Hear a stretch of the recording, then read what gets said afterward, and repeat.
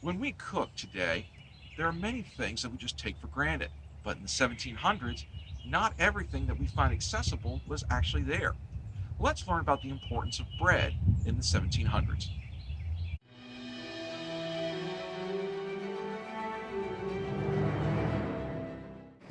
Right. Hey, Holy Family Falcons, it's Mrs. Ham. We're here in Jamestown. And we're going to hear from one of the hosts about how to make bread. And then at home, I'm going to show you guys how to make bread. So we're going to start here, move in there, and then we'll see you at my house.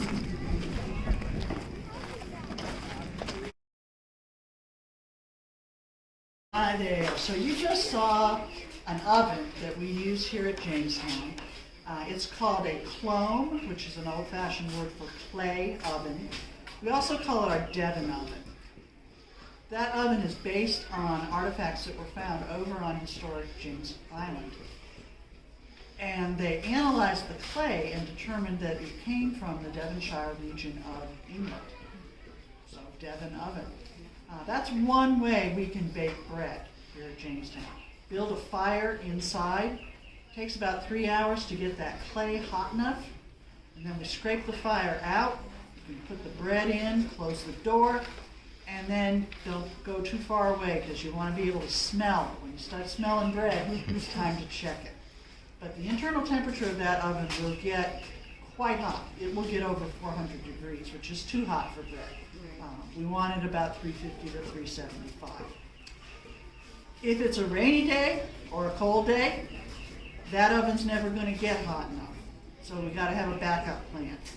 And right down here is what we would call today a Dutch oven. They're going to have a little older version of that called a kettle oven, but the working principle is the same.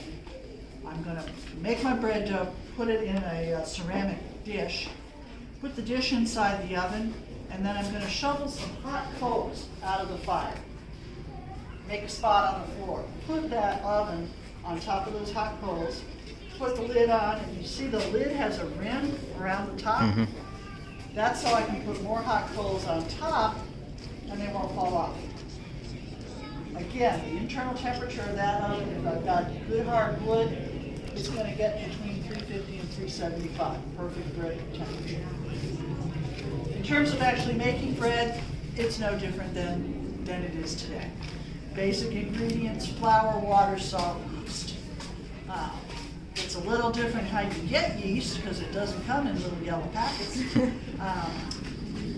Sourdough starter is what's going to be most common. Yeast is naturally occurring organism. It's swimming in the air all around us all the time. You just have to capture some of it. So a little flour, water, leave it out in the open air. 5 days, you'll have enough yeast. You'll be bubbly on top. So I'm going to proof my yeast, get it bubbling, mix that with the flour and the salt, then add as much water as I need to get the dough to hold together. Knead that, put it in a bowl, cover it up, put it someplace warm, let it rise, punch it down again, knead it, and then shape it into whatever final shape I want. Let it rise again. When it's doubled in size, it's ready to go in the oven. That's it. You got bread. Hi again, Holy Family Falcons. It's Mrs. Ham again. So we're at my house and we're ready to make bread. So a few things you should know about bread in colonial days. It was something that would be made on Mondays once a week. And so you would make your bread for the whole week and it would have to last. So you'd stretch it out throughout the week. It wasn't something, it was sort of a luxury. There were a few exceptions of the daily bread. That was like the Martha Washingtons of the colonies. She had fresh bread every day because she liked it and she could afford it. There were 3 types of bread. There was bran, middlin, and fine wheat. So when you did the bread, they would grind it up and then shake it out. And the first stuff that would fall out would be the bran. And that was really hearty. Then the next bit that would shake out would be your middlin. And that was what we use still today for whole grain breads. So that's what the poor people ate. And then the fine flour was used for cakes and then wealthy people, which also caused a lot of health issues for wealthy people that people who were not wealthy did not have. But I'll let you figure that out, what I'm talking about. So we're going to make a simple bread today, like they would have made in colonial times with our modern conveniences. So you saw the clay oven at Jamestown. I have a real oven, so we don't have to do that. So we're going to start off. I'm going to put a link for you guys for the recipe for the bread so you can make it yourselves if you want to. This one came from someone in Colonial, Williamsburg, from a website there. So we start off with 3/4 cup of milk. We add to that a 1/2 cup of water, and we add our salt to that. So I need 3 1/2 teaspoons of salt. And this is going to be our final product, if you can see that. So we're going to just kind of stir that around and give it a minute. Then to that, I'm going to add my whisked up 1 egg, my butter,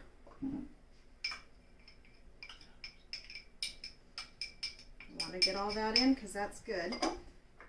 Sugar. You can't have good bread without a little sugar, and the sugar feeds the yeast. And then we pour in, like she was talking about in Jamestown, our yellow packets of yeast. They didn't have that, so they would use sourdough yeast, or they would use from beer. They would, it wasn't pasteurized beer, so it had lots of yeast, and they could scoop off the top of that. So now I have those going together. Oh, and a 1/4 cup of warm water, just to try and get that yeast moving. All right, 4 cups of flour. That's what we have next. It goes into my big bowl. I measured everything out so we could be quick. And then I did have sugar in there. So here goes our yeast. It's fast-acting yeast, so you don't have to wait very long for it to rise. I put it in. This is a Danish dough whisk because I bake bread a lot for my family, so that's something that I have in a big bread bowl. But you could just use a regular whisk or just a big spoon, and I'm a messy cook. So then you're going to get everything turned in together, and then you get what you call a shaggy dough, and that's what's called a shaggy dough, and that's kind of the look you're going for. And then we're going to use a breadboard, so some flour on that. You're going to dump it out. I'm not done with that. There are some easier there's more basic recipes. This is a bit of what you would call an enriched dough because there's egg and milk in it. And then you just want to bring it to come together, and it's sticky, and that's okay. That's what I have this for. This is my bench scraper, so I'm going to scrape it up. And I'm just going to keep kneading. Forgot to take my rings off. That would have been good, but oh well. They're going to be doughy. That's okay. You want to knead it. You don't want to over knead it because then it'll get tough. But see how it's so sticky? It shouldn't be sticky like this. So I'm going to just knead a few more minutes. And bread likes it rough a little bit. You can be firm with it. And you need to push and pull, and you turn. Push and pull and turn. And the reason you do this is you're building up gluten. You hear a lot of people talk about they don't want to eat gluten or they're on a gluten diet. Gluten is the bond that forms in your bread from the yeast and the flour combining, and they get these strands, and those strands are what give you a nice chew to your bread, and without it you don't get that nice chew. So as my flour starts, see, you notice it's sticking less because I'm not using my bench scraper as much, although I say that and there it goes.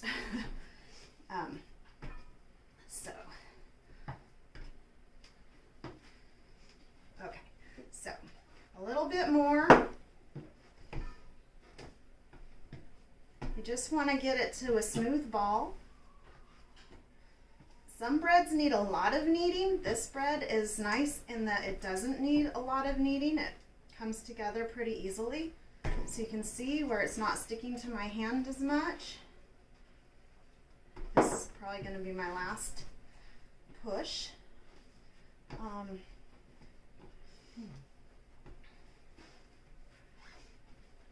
it's got a nice, you can still see some of the little bits of butter in there.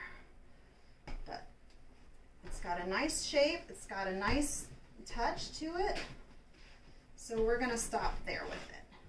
So I'm gonna take my bowl back and I'm gonna put a little oil in the bottom of it because otherwise it'll get a skin on it while we rest it that's not nice. So I'm gonna put it in my bowl and it's just gonna sit in the bottom.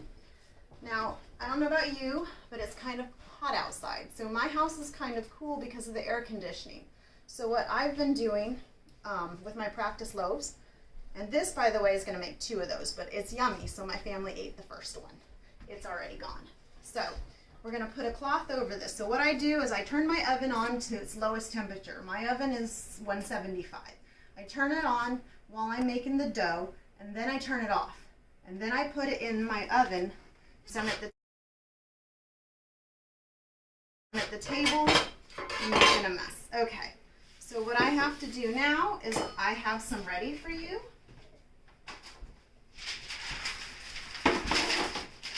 My dough's gonna sit in the oven, and then when I'm done, after it's rested an hour, it's gonna have doubled in size. It's gonna be big like this. So then I'm gonna take it out. What I wanna do is I wanna punch it down because I need to get that gluten pushed down, and then it'll bounce back because this is going to have to now sit for another hour. So I'm dividing it in 2 because, like I said, this is going to make 2 loaves. So you see, this is what this was, and in an hour it's going to be bigger, and then when I'm done with that, it's going to go in the oven and it's going to rise even more. So I'm just turning it into a nice ball. My cut side's down there. I'm kind of pushing my fingers around the edges and I'm picking it up and dropping it down just so it gets a nice shape to it.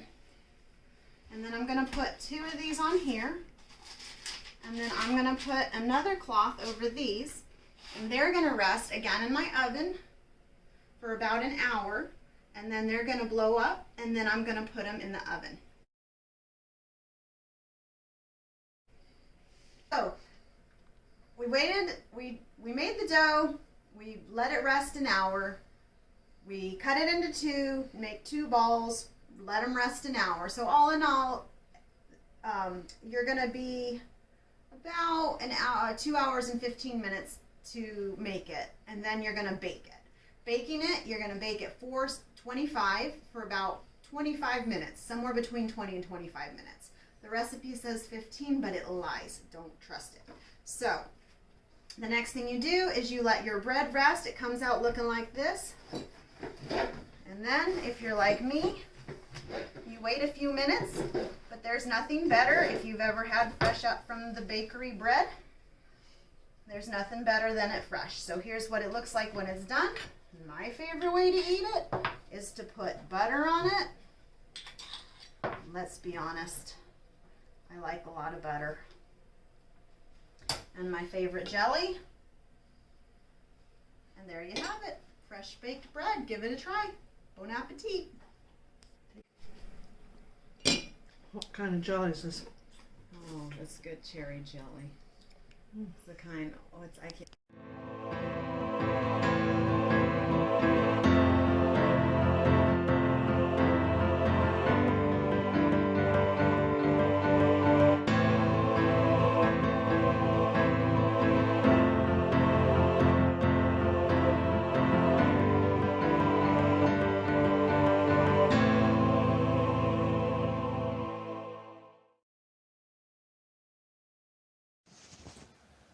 It's your turn.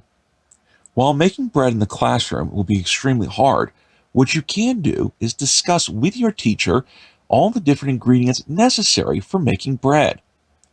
Discuss why they are so important and why it is that you need them. If you're an online student, discuss with your parents these ingredients and see if you have them readily available at home.